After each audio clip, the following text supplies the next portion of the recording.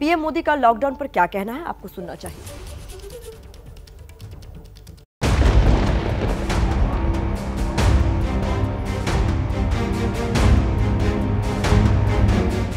मुंबई दिल्ली की इन तस्वीरों में चेहरे में वही दहशत है जो साल भर पहले नजर आ रही थी। प्रवासियों की बड़ी आबादी ने लॉकडाउन के दौरान पलायन की पीड़ा झेली।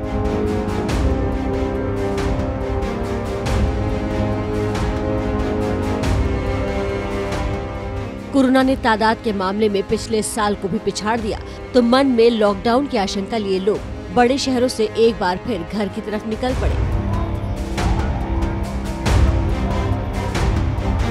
लेकिन मन की इन्हीं आशंकाओं को शांत किया है प्रधानमंत्री मोदी ने।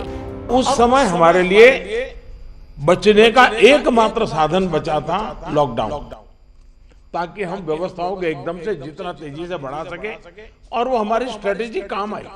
लेकिन आज जो स्थिति, आज जब हमारे पास सब संसाधन है, तो हमारा बल माइक्रो कंटेनमेंट जोन पर होना चाहिए।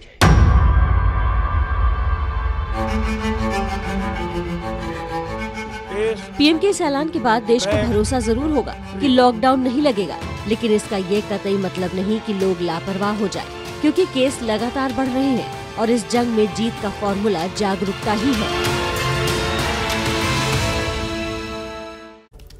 तो पीएम मोदी का स्टैंड आपने देखा, लॉकडाउन के ऊपर क्या है। देखिए, कोरोना के खिलाफ जंग और जागरूकता की मुहिम में केंद्र और राज्य सरकार मिलकर काम कर रही है।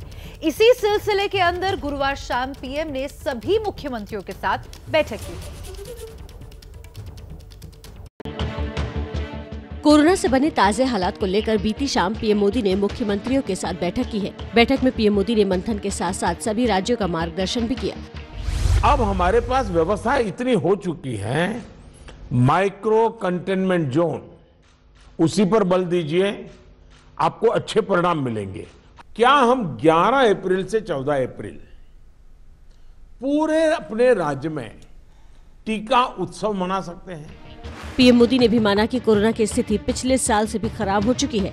हालांकि इससे घबराने की नहीं, बल्कि टेस्टिंग बढ़ाने की जरूरत है। पिछले 24 घंटे में देश में 1,26,789 नए मामले सामने आए हैं। कोरोना अपनी रफ्तार से बढ़ रहा है, लेकिन इस संकट की घड़ी में नियमों के पालन से ही हम कोरोना की धार कुंद कर सकते हैं। देखिए, कोरोना की वैक्सीन वायरस के अटैक से तो आपको बचा सकती है, उसे रोक सकती है, लेकिन सियासत के अटैक से कैसे रोकेंगे? हम ऐसा क्यों कह रहे हैं, रिपोर्ट देखिए, आप जान जाएंगे।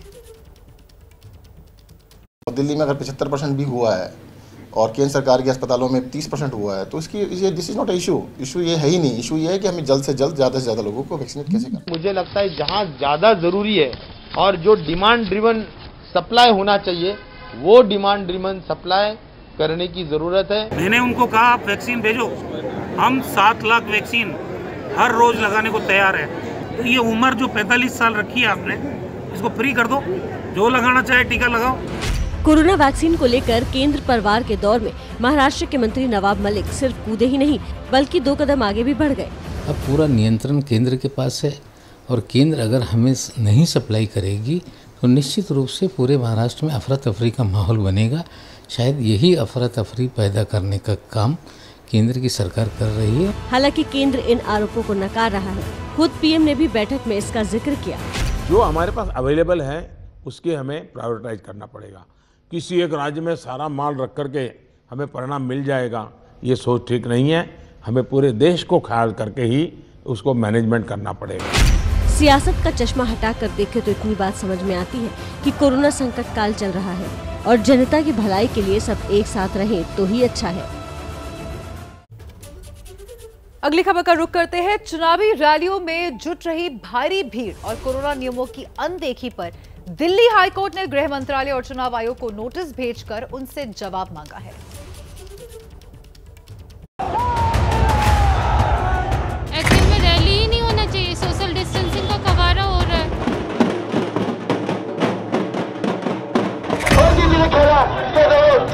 चुनाव रैलियों में तो आप सोशल डिस्टेंसिंग का पालन नहीं कर पा रहे हैं और यहाँ पे आप बोल रहे हैं कि सोशल डिस्टेंसिंग का पालन करिए।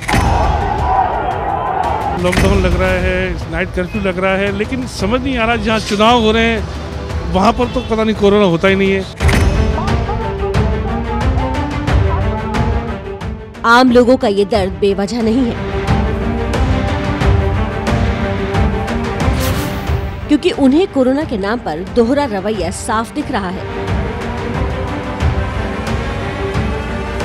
कोरोना गाइडलाइंस पर हो रहे इस भेदभाव पर दिल्ली हाईकोर्ट ने केंद्रीय गृह मंत्रालय और चुनाव आयोग से जवाब तलब कर लिया। दिल्ली हाईकोर्ट में दायर याचिका में कहा गया है कि केंद्र सरकार की कोरोना SOP का रैलियों में पालन नहीं हो रहा है। अर्जी में चुनाव आयोग को ये निर्देश देने की मांग की गई है कि वो SOP का सख्ती से पालन करवाएं। इसके लिए राजनीतिक दलों और चुनाव ड्यूटी में लगे अधिकारियों को निर्देश देने की भी मांग की गई है। ICMR में महामारी और संक्रामक रोग विभाग के प्रमुख डॉक्टर समीरन पांडा ने भी ABP न्यूज पर यही मुद्दा उठाया, जबकि नेता प्रोटोकॉल के पूरे पालन का दावा कर रहे हैं। पॉलिटिकल रीजंस हो, मान लीजिए इलेक्शन कैंपेन और social events, marriage ceremony etcetera, तो उसी समय हम मास्क का इस्तेमाल नहीं कर रहे हैं और सावधानी जो बरतना चाहिए, हमें ऐसा लगा कि अच्छा ये खत्म हो गए हैं। जिस तरीके से कोरोना का प्रकोप चल रहा है, हाईकोर्ट ने एक याचिका का संज्ञान लिया है कि चुनावी कार्यक्रमों में कोरोना SOP का पालन नहीं हो रहा है। एक राजनीतिक दल के अध्यक्ष के तौर पर आप क्या कहेंगे? हाईकोर्ट हम ज्यादा से ज्यादा फॉलो कराने की कोशिश करते हैं। गृह मंत्रालय और चुनाव आयोग को 30 अप्रैल तक कोर्ट के नोटिस का जवाब देना है।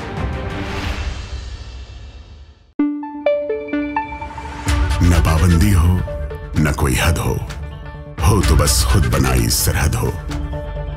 ये मुहिम है परतों में छिपे हर सच की तलाश की, सियासत पर रखी पैनी नजर और आंख की, खबरों की दुनिया में एक जिम्मेदार आवाज की, जुर्म और जुल्म के खिलाफ हर बेबस के लिए इंसाफ की। जब कोई हद नहीं इंसानियत के लिए जज्बात की, जब कोई हद नहीं खुशियों और ख्वाब की, तब कोई हद क्यों हो नए नजरिए और बदलाव की।